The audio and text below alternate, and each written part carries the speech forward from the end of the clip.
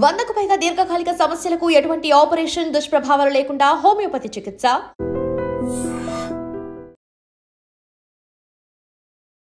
నమస్కారం, welcome to I dream. నేను మీ సంగీత. ఈ మధ్యకాలంలో నా దగ్గరికి ఎక్కువగా వస్తున్న కేసులు ఏంటంటే భార్యాభర్తలకు సంబంధించిన కేసులు.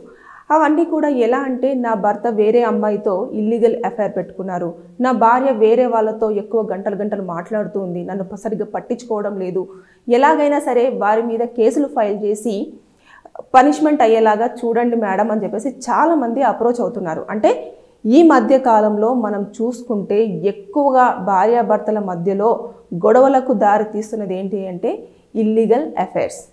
అయితే ఇప్పుడు చాలామంది చెప్తున్నారు కదా, వాళ్ళ మీద ఎలాగైనా కేసులు ఫైల్ చేయాలి, జైల్లో ఒక 2-3 సంవత్సరాలు పెట్టాలి, అప్పుడు కానీ వాళ్ళకు నా వాల్యూ తెలుస్తుంది, మళ్ళీ నన్ను అర్థం చేసుకుంటారు అని చెప్తూ ఉన్నారు కదా. కానీ అసలు ఇప్పుడు ఈ కేసులో ఇలాంటి వాటిలలో కోర్టు ఏ విధంగా తీసుకుంటుంది, వారికి నిజంగానే కేసులు ఫైల్ చేసే అవకాశం ఉంటుందా, వారిపైన వారికి శిక్షలు పడే అవకాశం ఉంటుందా అనేది ఈ వీడియోలో మనం పూర్తిగా తెలుసుకునే ప్రయత్నం చేద్దాం. ముఖ్యంగా భార్యాభర్తలు ఒకప్పుడు చాలా అన్యోన్యంగా చాలా హ్యాపీగా ఉండేవాళ్ళు. కానీ ఇప్పుడు ఎలా అయిపోయింది అని అంటే, భర్త సరిగ్గా టైం ఇవ్వకపోయినా, సరిగ్గా పట్టించుకోకపోయినా వేరే వాళ్ళపైన ఇంట్రెస్ట్ చూపించడము, అదేవిధంగా భర్త కూడా ఇంట్లో భార్య ఏదన్నా ఈ సామాన్ అయిపోయింది, లేదంటే పిల్లల ఫీజులు కట్టాలి అంటే వెంటనే టార్చర్ అవుతుంది అని చెప్పేసి వేరే అమ్మాయి వైపు ఇంట్రెస్ట్ చూపించడము, ఇలాంటివన్నీ జరుగుతూ ఉన్నాయి. అయితే ఇవన్నీ కూడా మనము ప్రూవ్ చెయ్యాలి అంటే కోర్టులో, అంటే భార్యకు కానివ్వండి భర్తకు కానివ్వండి వేరే వాళ్ళతో సంబంధం ఉంది అని చెప్పేసి ప్రూవ్ చెయ్యాలి అంటే 2 రకాల ఎవిడెన్స్ను కోర్టు పరిగణలోకి తీసుకోవడం జరుగుతుంది. ఒకటి ఏంటంటే డైరెక్ట్ ఎవిడెన్స్, రెండోది సర్కమ్స్టెన్షియస్ ఎవిడెన్సెస్. అంటే ఇప్పుడు డైరెక్ట్ ఎవిడెన్సెస్ అంటే ఎప్పుడైతే వాళ్ళిద్దరు కలిసి ఉంటారో ఆ టైంలో ఇమీడియట్గా పోలీసుల త్రూ వెళ్ళడం కానివ్వండి, లేదంటే డైరెక్ట్గా ఫ్యామిలీ మెంబర్స్ వెళ్ళేసి మాట్లాడడం కానివ్వండి, అంటే డైరెక్ట్గా పట్టుకోవడం, ఇలాంటిది డైరెక్ట్గా మనం ఎవిడెన్స్ని దాన్ని తీసుకొచ్చేసి ప్రొవైడ్ చేయడం అనేది ఉంటుంది. అలాగే సర్కమ్స్టెన్షియస్ ఎవిడెన్సెస్ అంటే ఇప్పుడు చూడండి, చాలామంది చాట్ చేసుకుంటూ ఉంటారు, టెక్స్ట్ మెసేజ్, ఫోన్లో టెక్స్ట్ మెసేజెస్ కానివ్వండి, తర్వాత వాట్సాప్ మెసేజెస్ కానివ్వండి, వాట్సాప్లో వీడియో కాల్స్ కానివ్వండి, వాయిస్ కాల్స్ కానివ్వండి, అదేవిధంగా వాళ్ళు రెస్టారెంట్స్కి వెళ్తే ఒకవేళ వాళ్ళు వెళ్ళినట్టుగా అక్కడ సీసీటీవీ ఫుటేజ్ కానివ్వండి, వాళ్ళు ఏదైనా హోటల్స్లలో స్టే చేస్తే హోటల్లో సంబంధించిన వారు నిజంగానే స్టే చేశారా లేదా అని చెప్పేసి అనే దానిపైన కానివ్వండి. అంతేకాకుండా ఒకవేళ భర్త నుంచి కానివ్వండి, భార్య అకౌంట్ నుంచి కానివ్వండి, వారు ఇష్టపడుతున్న వ్యక్తికి ట్రాన్సాక్షన్స్, వారి అకౌంట్లోకి డబ్బుల ట్రాన్సాక్షన్స్ జరిగినా కానివ్వండి, లేదంటే ఏదైనా వస్తువు కొంటే అది ఎవరి పేరు మీద తీసుకున్నారు, ఇతని పేరు మీద తీసుకుంటే ఎందుకు తీసుకున్నారు, ఎప్పుడు తీసుకున్నారు, అది ఇంట్లోకే తీసుకున్నారా లేదంటే వేరే వారికి ఎవరికైనా ఇవ్వడానికి తీసుకున్నారా, ఇవన్నీ కూడా మనము మొత్తం గ్యాదర్ చేసి వాటిని పెట్టేసుకొని కోర్టులో ప్రొడ్యూస్ చేయాల్సి ఉంటుంది. ఐపీసీ సెక్షన్ 497 అనేది ఇదివరకు క్రిమినల్ కేసు కింద క్యాలిక్యులేషన్ చేసేవారు. అంటే దాన్ని క్రిమినల్ ఎఫెన్స్గానే ఎక్కువ క్యాలిక్యులేషన్ చేసి వారికి పనిష్మెంట్స్ ఉండేవి, కేసులు ఫైల్ అయ్యేవి, అదేవిధంగా ఎలాంటి శిక్షలు ఉంటాయో అలాంటి శిక్షలు వేసేవారు. కానీ ఇప్పుడు ఏమైందనంటే 2017 Joseph Saini versus union of India ప్రకారంగా ఒక జడ్జిమెంట్ అనేది రావడం జరిగింది. ఏదైతే ఈ కేసులు ఉందో ఈ 497 అనేది కేవలము సివిల్ కేసు కింద మాత్రమే పరిగణించబడుతుంది తప్పించి ఇది క్రిమినల్ ఎఫెన్స్గా రావడం అనేది జరగదు అని చెప్పేసి అందులో క్లియర్గా తేల్చి చెప్పేశారు.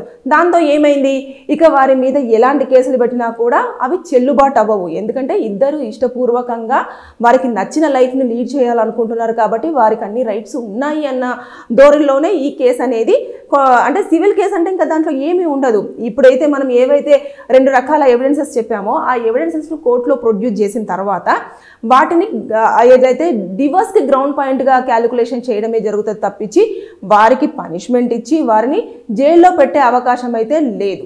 సో ఇది ఎట్లయితే హిందూ మ్యారేజ్ యాక్ట్ 1955 13B ప్రకారంగా ఇవంతా కూడా క్యాలిక్యులేషన్ అవుతుంది. ఇవన్నీ సబ్ క్లాస్ కింద కూడా రావడం జరుగుతుంది. 13 సబ్ క్లాస్ 1 సబ్ క్లాస్ 2 దీని ప్రకారంగా ఇది ఒక గ్రౌండ్ పాయింట్గా మాత్రమే క్యాలిక్యులేషన్ చేస్తున్నారు ఇల్లీగల్ అఫైర్స్ పెట్టేసుకుంటే. సో చాలామంది నా దగ్గరకు వచ్చి అడిగేది ఏంటంటే ఇదే, నేను ఎలాగైనా సరే ఎవిడెన్సెస్ సంపాదిస్తాను, వాళ్ళకి శిక్ష పడాలి, 2 సంవత్సరాలు జైల్లో పెట్టండి మేడం, జైల్లో ఖచ్చితంగా పనిష్మెంట్ అవ్వాలి అని అంటే కోర్టు దానిని సివిల్ కేసుగానే పరిగణించబడుతుంది తప్పించి క్రిమినల్ అఫెన్స్గా తీసుకోవడం అనేది లేదు. కాబట్టి వారికి పనిష్మెంట్ అనేది చాలా తక్కువగా పడుతుంది. మీరు టైం వృధా చేసుకోకుండా ఒక్కసారి కూర్చొని మాట్లాడుకొని పెద్దల సమక్షంలో డిస్కషన్ అంతా అయిపోయిన తర్వాత కేసులు ఫైల్ చేయాలా లేదా అన్నది అది మీ నిర్ణయం. కానీ అది టైం వేస్ట్.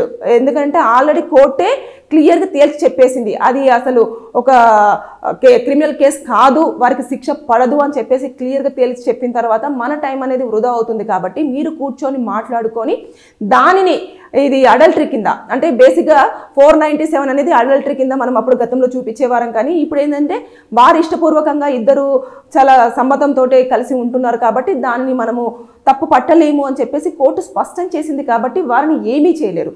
దయచేసి మీరు ఎవరైనా సరే టైం వృధా చేసుకోకుండా మీరు కేసు ఫైల్ చేయాలి అనుకుంటే డివోర్స్ కింద మాత్రమే ఆ గ్రౌండ్ పాయింట్ని చూపించేసి వారు మీకు కరెక్ట్ పర్సన్ కాదు అని చెప్పేసి విడాకులు తీసుకుంటే మీరు మనశ్శాంతిగా ఉండడమే కాకుండా అన్ని రకాలుగా హ్యాపీగా ఉంటారు. దీనివల్ల ఏమవుతుందంటే వారిని ఇప్పుడు కోర్టు ఏం చేయలేకపోతుంది అని చెప్పేసి మైండ్లో రకరకాల ఆలోచనలు తెచ్చుకొని వారిని కొట్టడం కానివ్వండి, అదేవిధంగా వారిని హింసించడం కానివ్వండి, వాళ్ళు వెంట పడేసి ఎవరినో పెట్టేసి చంపాలన్న ప్రయత్నం చేయడం కానివ్వండి, కొంతమంది చంపేయడం కానివ్వండి, ఇలాంటి చేసి మీరు క్రిమినల్స్గా తయారవుతున్నారు తప్పించి వారికి అనేది పనిష్మెంట్ అనేది పడడం లేదు. సో జాగ్రత్త. మీరు ఏది చేసినా సరే కంపల్సరీగా లీగల్ అడ్వైజ్ అనేది తీసుకోండి. అందులో ఎంతవరకు న్యాయం ఉంది, మనము అప్రోచ్ అవుతే మనకు న్యాయం జరుగుతుందా లేదా, కోర్టులు ఏ విధంగా ఉన్నాయి, ఎప్పటికప్పుడు అమెండ్మెంట్స్ ఏమేమి చేంజ్ అవుతున్నాయి అనేది పూర్తి స్థాయిలో అవగాహన తెచ్చుకోండి అని చెప్పేసి నేను ఈ వీడియో త్రూ మిమ్మల్ని కోరుకోవడం జరుగుతుంది. అంతేకాకుండా మీకేమైనా లీగల్ డౌట్స్ అనేవి ఉంటే కింద కామెంట్ రూపంలో తెలియజేయండి. నేను దానిపైన వీడియో చేసి మీకు దానిపైన ఉన్న డౌట్ అంతా కూడా క్లియర్ చేయడానికి ట్రై చేస్తాను. Thank you. And don't forget to subscribe to iDream. And for more videos, please subscribe to iDream. Please subscribe to iDream. Please subscribe iDream. And please subscribe to iDream. For more videos, subscribe to iDream. please like, share and subscribe to the channel. Congratulations, iDream. Subscribe to iDream. Subscribe to iDream. So subscribe to iDream Media. iDream ki iDream team andarki huge congratulations. Please subscribe iDream Media. Please subscribe to iDream. Subscribe iDream. Please subscribe to iDream. iDream అంటే నా కళల ఛానల్ను subscribe చేసుకున్నారు, నోరు తిరుగుతలేదు. మీరైతే గంట గుర్తు కొట్టండి. For more such videos, please subscribe to iDream. Subscribe to iDream. Please subscribe to iDream. Please subscribe iDream Media. Please do subscribe to iDream. Please subscribe to iDream Media. For best entertainment and information, please subscribe iDream.